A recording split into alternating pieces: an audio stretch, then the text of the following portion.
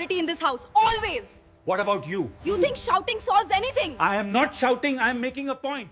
Hi parents, இன்னைக்கு நம்மளோட சேனல்ல பேச போறது, ஒரு குழந்தை அப்பா பேச்சையோ இல்ல அம்மா பேச்சையோ கேட்கும் போது அவங்களுக்கு ஏற்படக்கூடிய ஒரு தடுமாற்றம். இது ரொம்ப ரொம்ப ஒரு முக்கியமான, ரொம்ப சென்சிட்டிவான டாபிக். ஸோ ஃபுல்லா பொறுமையா பார்த்தீங்க அப்படின்னா உங்களுடைய பேரண்டிங்ல இன்னும் குவாலிட்டிஸை எப்படி மெயின்டைன் பண்றது அப்படிங்கிறத தெரிஞ்சுப்பீங்க. நான் doctor Sivasankari, counselling psychologist and student support educator, Arjuna readiness லேர்னிங்ல இருந்து. ஸோ என்னோட ஒன் ஆஃப் த ஸ்டூடெண்ட் சும்மா கேஷுவலாக ரேண்டமாக ஏதோ ஒரு விஷயம் பேசிகிட்டு இருக்கும்போது அவன் ஒரு எக்ஸ்பிரஷன் பண்ணான். எங்கள் அம்மா இப்படி சொல்கிறாங்க, எங்கள் அப்பா இப்படி சொல்கிறாங்க, பட் எனக்கு எதை கேட்கன்னு தெரியலையேன்னு சொல்லிட்டு தலையை வேகமாக சொரிஞ்சான். ஸோ அப்போ அவன்கிட்ட கூப்பிட்டு கொஞ்சம் நேரம் பேசும்போது இந்த ஒரு விஷயம் எனக்கு தெரிய வந்தது. அதே நேரத்தில் சில பேரண்டிங்கில் இந்த மாதிரி ஒரு பேட்டர்ன் இருக்கிறதையும் நான் அப்சர்வ் பண்ணியிருக்கேன். ஸோ அது என்ன அப்படின்னா, அம்மா கூப்பிட்டு அவங்களுக்கு தெரிஞ்ச வகையில் ஒரு குழந்தைக்கு ஒரு கண்டிப்பு அந்த இடத்துல பண்ணணும்னு சொல்லி பண்ணிட்டு இருப்பாங்க. லைக் கண்டிஷனிங் மாதிரி. இந்த விஷயத்த இந்த மாதிரி தான் ப்ராப்பராக நீ பண்ணணும் அப்படின்னு சொல்லிட்டு சம்டைம்ஸ் கொஞ்சம் ஹார்ஷாக கூட சொல்லுவாங்க. இல்லை அப்படின்னா கொஞ்சம் சத்தம் போட்டு சொல்ல வேண்டிய சுச்சுவேஷன் இருக்கலாம். இல்லை பொறுமையாக ஏதாவது ஒரு கிளாஸ் எடுக்கிற மாதிரி அவங்க சொல்லிட்டு இருப்பாங்க. இதை இமீடியட்டாக கேட்கக்கூடிய பேரண்ட்ல இன்னொருத்தர் என்ன பண்ணுவாங்க அப்படின்னா, ஏன்னா இந்த இடத்துல அப்பாவும் அதை பண்ணிருக்கலாம், அம்மாவும் அதை பண்ணிருக்கலாம். 2 சைடுமே இந்த தவறு நடக்குது.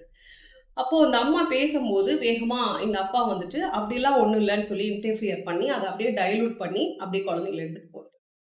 ஸோ இது ஒரு குழந்தையோட வாழ்க்கையில தொடர்ந்து நடந்துட்டே இருக்கு அப்படின்னா, ஃபர்ஸ்ட் திங் என்ன நடக்கும் அப்படின்னா, என்னதான் ஒரு ஹஸ்பண்ட் ஒய்ஃப் ரிலேஷன்ஷிப்புக்குள்ள ஏதோ ஒரு ஈகோ கிளாஷோ இல்லை டிஃப்ரெண்ட் ஆஃப் ஒப்பீனியன்ஸோ அந்த மாதிரி சில மனக்கசப்புகள், மனக்காயங்கள் இருந்தது அப்படின்னா, அது குழந்தைங்க முன்னாடி இந்த மாதிரியெல்லாம் ப்ரொஜெக்ட் ஆச்சு அப்படின்னா, அந்த குழந்தைக்கு ஃபர்ஸ்ட் திங் உடைஞ்சு போகிறது என்ன அப்படின்னு பார்த்தீங்க அப்படின்னா, அவனுடைய செல்ஃப் ஐடென்டிட்டி அப்படிங்கிறது இங்கே அஃபெக்ட் ஆகும்.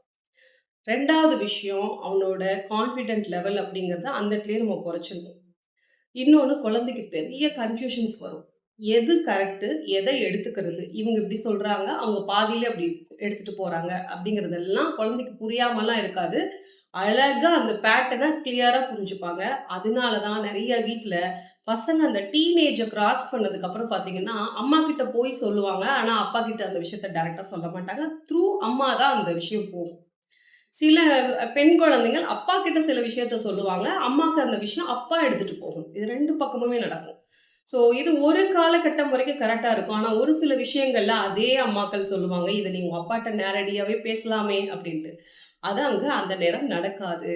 காரணம் என்னன்னா, நம்ம இங்கேயே சின்ன குழந்தையா இருக்கும்போதே அந்த மாதிரி ஒரு விஷயத்த பிரேக் பண்ணி விட்டுடுறோம். ஸோ இப்போ அவங்க பெருசாக வரும்பொழுது இந்த விஷயத்த பண்ணணும் அப்படின்னு சொல்லி நம்ம எக்ஸ்பெக்ட் பண்ண முடியாது. அதனால ஒரு பேரண்டிங்ல ரொம்ப முக்கியமான ஒரு விஷயம், மதரோட பார்ட்ல அவங்க சொல்றது ஈவன் தப்பா கூட இருந்தாலும் அது இம்மீடியட்டா ஃபாதர் போய் இல்ல அப்படி இல்லைன்னு சொல்லி பூந்து பேசுறதை விட, கொஞ்சம் ஒரு பாஸ் எடுத்து இல்ல அம்மா கிட்ட இருந்து இதை பத்தி அப்புறம் பேசலாமான்ற மாதிரி பெர்மிஷன் கேட்குற மாதிரி கேட்கறது, இல்லைன்னா அவங்க பேசி முடிக்கட்டும் அப்படின்னு சொல்லிட்டு தனிப்பட்ட முறையில போய் அவங்க 2 பேரும் டிஸ்கஷன் பண்ணி அந்த விஷயத்த ரெக்டிஃபை பண்ண ட்ரை பண்ணலாம். அது ரொம்ப நல்ல ஒரு ஹெல்தியான பேரண்டிங்கா இருக்கும். அதை விட்டுட்டு இம்மீடியட்டா அவங்களுக்குள்ள இந்த விஷயத்த பேச போய் குழந்தைங்க முன்னாடி ஃபைட் பண்றதோ, இல்ல அப்பாவோ இல்ல அம்மாவோ மாறி மாறி ப்ளேம் பண்றதோ இந்த விஷயத்துல அதை குழந்தைங்க முன்னாடி பண்ணும் பொழுது குழந்தைங்க அழகா ஒரு விஷயத்த புரிஞ்சுப்பாங்க.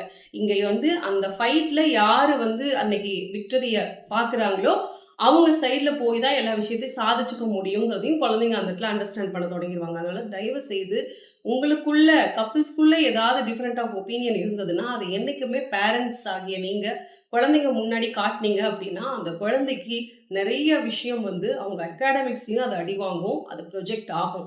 ஸோ அதை நம்மளோட செஷன்ல ஒன்னான்னு உட்காரும் போது இந்த பேட்டர்ன் நிறைய இடத்துல தெரியறதை நான் பார்த்தேன். ஸோ அதனால தான் இது ஒரு சீரியஸ் நோட்டா எடுத்து உங்ககிட்ட இன்னைக்கு நான் பேசிட்டு இருக்கேன்.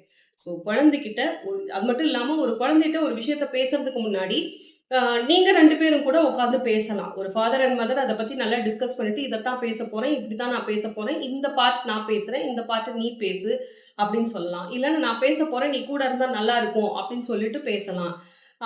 என்னைக்குமே அவர் அம்மா பேசும்போதோ அப்பா பேசும்போதோ இடையில நீங்க இன்டர்ஃபியர் பண்றீங்க அப்படின்னா அந்த குழந்தைக்கு அங்கேயே ஒருத்தர் பேசுறத முழுமையா நம்ம கேட்கணுங்கிற அந்த பிராக்டிஸே இல்லாம போயிடும். ஸோ இதனால தான் அவங்க கிட்ட வந்து அந்த முந்திரி கொட்டைத்தனமா சில விஷயத்த பண்றது எல்லாமே, இல்ல பொறுமையா அவங்க டர்ன் வர்ற வரைக்கும் வெயிட் பண்ண முடியாம போறதுக்கு எல்லாத்துக்குமே இதுதான் காரணம். ஸோ இங்கிருந்து தான் நெறைய விஷயம் ஸ்டார்ட் ஆகும். ஸோ பேரண்டிங்ல இந்த ஒரு ஏரியால கண்டிப்பா கப்பிள்ஸ் வந்து ஃபோக்கஸ் பண்ணணும். குழந்தைங்க கிட்ட ஒரு விஷயத்த இன்ட்ரோடியூஸ் பண்றதுக்கு முன்னாடி. இந்த வீடியோ உங்களுக்கு ரொம்ப யூஸ்ஃபுல்லான ஒரு வீடியோவா இருக்கும் அப்படின்னு நம்புறேன். Happy parenting.